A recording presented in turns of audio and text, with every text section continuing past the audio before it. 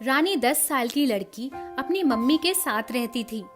रानी को पानी में भीगना बहुत पसंद था। बारिश में वह पानी में भीगती, पानी में चपके मारते हुए चलती। उसे पानी के बुलबुले बनाना बहुत पसंद था। पानी में खेलने की वजह से बीमार भी हो जाती थी। एक बार बारिश में भीगते हुए स्कूल से घर आई। रानी, आज तुम फिर भीगते हुए बारिश में आई हो। तुमसे कितनी बार कहा है पानी में मत खेला करो, पर तुम्हें समझ ही नहीं आता। माँ, बारिश में खेलती हुई नहीं आ रही थी, छतरी उड़ गई थी हवा में और मैं भीग गई। तुम्हारे रोज रोज के बहाने होते हैं बारिश में भीगने के। अभी पिछले हफ्ते ही तुम्हें बुखार था ना, और अब फिर से भीग गई। बीमार नहीं पड़ोगी क्या? हाँ माँ, मैं ठीक हूँ। बस इसी की कसर बाकी थी। आने लगी ना छींके। बीमार पड़ोगी और दवाइयाँ खाओगी और मुझे परेशान करोगी। अरे मैं क्या करूँ इस लड़की का? माँ, यह तो बस ऐसी ही है। चलो कमरे में और अपने गीले कपड़े सुखा लो। मैं तुम्हारे लिए काढ़ा बनाकर लाती हूँ, उससे तुम्हें आराम मिलेगा। अनीता उसके लिए काढ़ा बनाकर लाती है। माँ, यह कड़वा है, मुझे नहीं पीना। मुझे कुछ नहीं सुनना और फटाफट से काढ़ा खत्म करो। अनीता रानी को काढ़ा देती है। रात को रानी को बुखार आ जाता है। रानी देखो, तुम्हें पानी में भीगने से बुखार आ गया ना। तुम और तुम्हारी बुलबुले, आज के बाद तुम कोई भी बुलबुले नहीं बनाओगी और ना ही पानी में भीगोगी। तुम तो बुलबुलों के पीछे भागती हुई पागल हो रही हो। पर माँ, मैं कुछ नहीं सुनना चाहती। अगर तुमने बुलबुले बनाए तो मुझसे बुरा कोई नहीं होगा। कुछ दिन के बाद रानी का बुखार ठीक हो गया। उसने दोबारा स्कूल जाना शुरू कर दिया, पर माँ की हिदायत के अनुसार वह बुलबुले नहीं बना सकती थी। वह स्कूल जा रही थी तो रास्ते में उसे एक स्प्रे मिलता है। जैसे ही वह स्प्रे करती है, उसमें से एक के बाद एक बुलबुले निकलते हैं। अरे, ये तो एक के बाद एक बुलबुले निकलते आ रहे हैं। यह तो बहुत ही खूबसूरत है। तभी रानी देखती है कि वो बुलबुले जुड़कर बड़ा बुलबुला बन गया। अरे, यह तो बड़ा बुलबुला बन गया है और यह बहुत ही खूबसूरत हो गया है। छोटे बुलबुलों से भी ज्यादा खूबसूरत यह बड़ा बुलबुला लगता है। तभी उस बड़े बुलबुले में से आवाज आती है। रानी चारों तरफ देखती है, पर उसे कोई नजर नहीं आता। कौन है? रानी, मैं हूँ बुलबुला। रानी, तुम बहुत ही अच्छी लड़की हो और तुम्हें बुलबुले बनाना पसंद है। हाँ, मुझे बुलबुले बनाना पसंद है। रानी, मैं एक जादुई बुलबुला हूँ जो इच्छा पूरी करता है। तुम इस स्प्रे की मदद से मुझसे कुछ भी मांग सकती हो। मैं आ जाऊंगा और तुम्हारी विश पूरी करूंगा। जो तुम चाहोगी वही होगा। रानी बहुत खुश हो जाती है। अच्छा, अगर मैं बहुत सारे खिलौने मांग लूं तो? हाँ, मांग लो, मांग कर देख लो। बुलबुले बुलबुले, मुझे कुछ खिलौने और चॉकलेट चाहिए। रानी के पास सब कुछ आ जाता है और वो स्प्रे लेकर घर आ जाती है और अपनी माँ को सारी बातें बताती है। रानी, तुम्हारे हाथ में क्या है? इतने सारे खिलौने कहाँ से लाई? कहीं चोरी करके तो नहीं लाई ना? माँ, ये एक जादुई स्प्रे है जिससे बुलबुले निकलते हैं। यह मुझे जमीन पर पड़ा मिला था। रानी, तुमसे बुलबुले बनाने के लिए मैंने मना किया था ना? हाँ माँ, यह जादुई स्प्रे है जिससे एक बड़ा बुलबुला निकलता है। उससे मैं जो मांगूंगी वो पूरा हो जाएगा। यह सब मुझे इसी ने दिया है, इससे मैंने मांगा था। यह जादू वादू कुछ नहीं होता, सब बेकार की बातें हैं। आज के टाइम में भला जादू कहाँ से आया? अगर ऐसा होता हो तो कोई गरीब नहीं होगा, सब जादू की सहायता से अमीर हो जाते हैं। माँ, मैं सच कह रही हूँ, इस स्प्रे के बुलबुले ने ही मुझे ये सब कुछ दिया है। रानी स्प्रे से बुलबुले निकालती है और एक फ्रॉक मांगती है। बुलबुले बुलबुले, मुझे एक फ्रॉक ला कर दो। बुलबुले के अंदर से फ्रॉक निकलकर रानी के सामने आती है। अरे, यह तो सच में जादुई बुलबुला है जो हर विश पूरी करता है। मैं इससे जादुई खेल करके बहुत पैसा कमा सकती हूँ। और वह लालच में आकर बुलबुले बनाना शुरू करती है। वह बुलबुला छोटा ही बन पाता है। अरे, यह तो छोटा ही बुलबुला निकला। इस स्प्रे में शायद पानी खत्म हो गया है। मैं इसमें और पानी भरकर बुलबुले बनाती हूँ। अनीता स्प्रे की बोतल से सादा पानी भर लेती है और बोतल में सादा पानी भरने की वजह से बुलबुला एक भूत का रूप ले लेता है। अरे, यह क्या? यह तो बहुत बड़ा बुलबुला बन गया है। अच्छा है, ये जितना बड़ा बुलबुला होगा उतनी ही मेरी विश पूरी होगी। और अनीता को अपने कब्जे में कर लेता है। तभी बाहर रानी आ जाती है। माँ, आपको क्या हो गया? आप एक भूत की तरह दिख रही हैं। आप कुछ बोल क्यों नहीं रही हो? माँ, आपको क्या हुआ है? तभी बुलबुले में से आवाज आती है। रानी, तुम्हारी माँ ने इस स्प्रे में सादा पानी भरकर बड़ा बुलबुला बनाने की कोशिश की थी, जो लालच में आकर बड़ा बुलबुला बनाना चाहती थी। इस स्प्रे में दो तरह के बुलबुले हैं, एक है अच्छा और एक है बुरा। ये क्या कह रहे हो बुलबुले?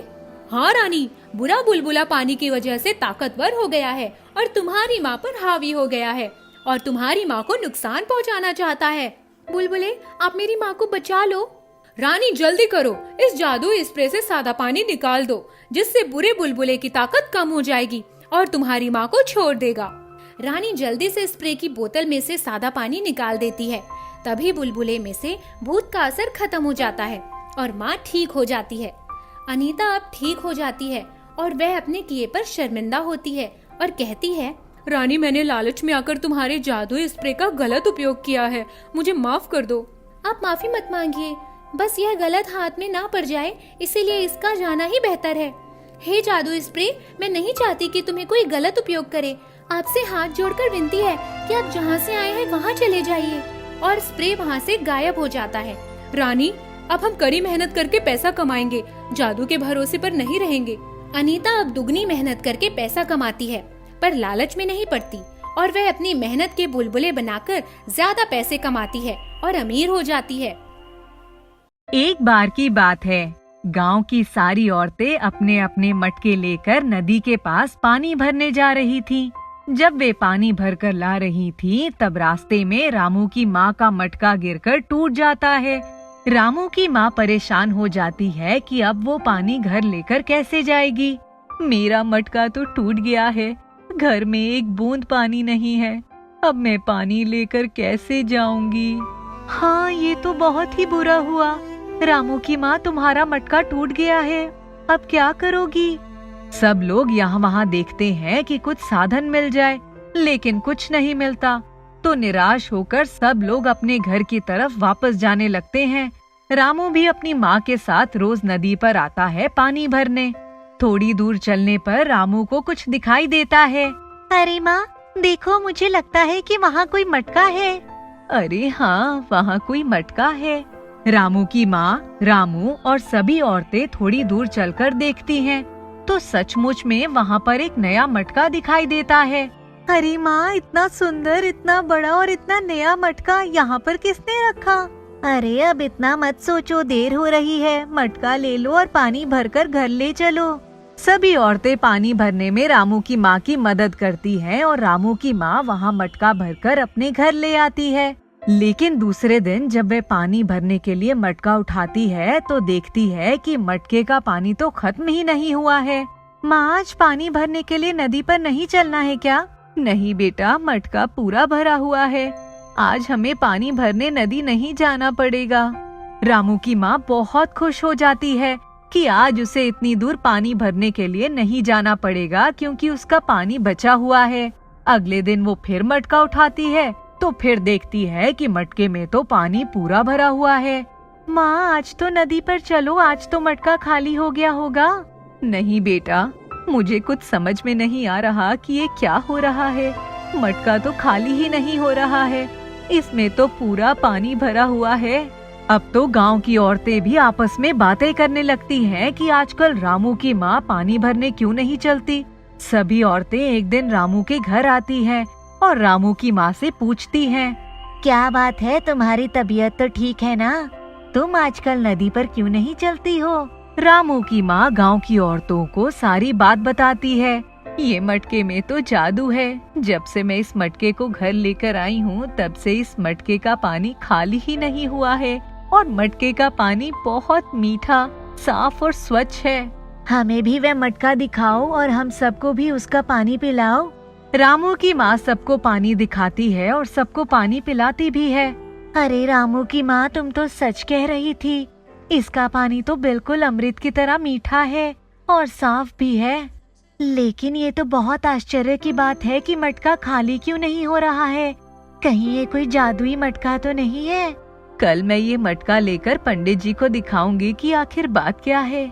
दूसरे दिन रामू की माँ पंडित जी से मिलती है और उन्हें सारी बात बताती है। पंडित जी रामू के घर आते हैं और रामू के पिताजी और रामू की माँ को बताते हैं कि मैंने सारी बात मालूम कर ली है कि ये मटका आखिर है क्या।